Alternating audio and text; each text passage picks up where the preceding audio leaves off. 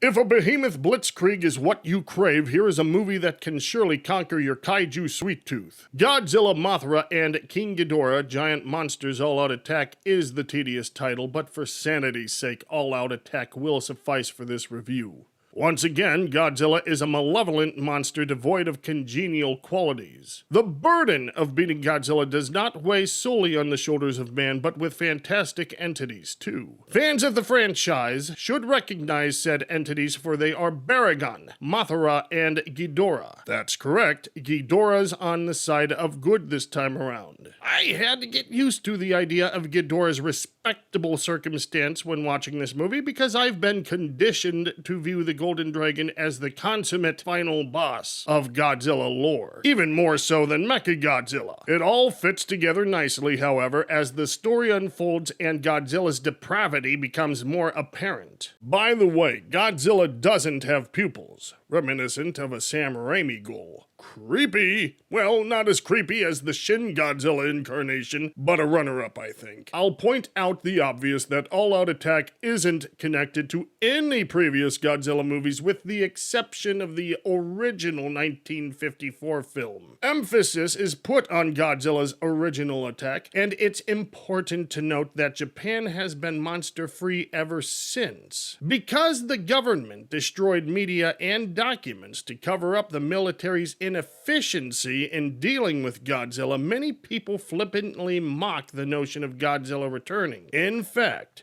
there are those who disregard Godzilla's very existence as a fabrication. In All-Out Attack, the iniquitous behavior of humanity is demonstrated by not only the frivolous, but the truly despicable, such as savage teenagers who find enjoyment in drowning a dog. Do not worry. Bad things happen to bad people here, and not by Godzilla's will. The Guardians of Japan, Mothra, Baragon, and Ghidorah care little for sinners and infrastructure, as such things are destroyed as the creatures emerge. Defending people and the things that people have built isn't in the interest of the Guardians. They seek to protect the trees, mountains, rivers, the very land of Japan. What's interesting is that the three Guardians are awoken and guided by the souls of the deceased. A seemingly nutty old man tells this apparent nonsense to the younger generation, but they've no ears to hear, except Yuri, All-Out Attack's main star. Cute, intelligent, ambitious, and a fun drunk, Yuri-chan is a real waifu.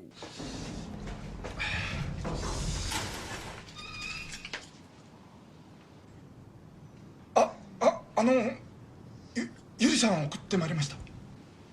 それはどうもお世話になりました。いえ。お父さん、珍しい。長女より帰還しました。Yuri's bread and butter is investigating things that go bump in the night. A lot of hogwash, it seems. But a paranormal investigator is who you want around when those bumps turn out to be a quaking earth as giants begin to stir. Yuri turns out to be a very likable lead. A lot of likable personalities in this movie, in fact. Little touches here and there with characters who only appear for mere moments is a brilliant touch at capturing the dynamism of the genuine human experience.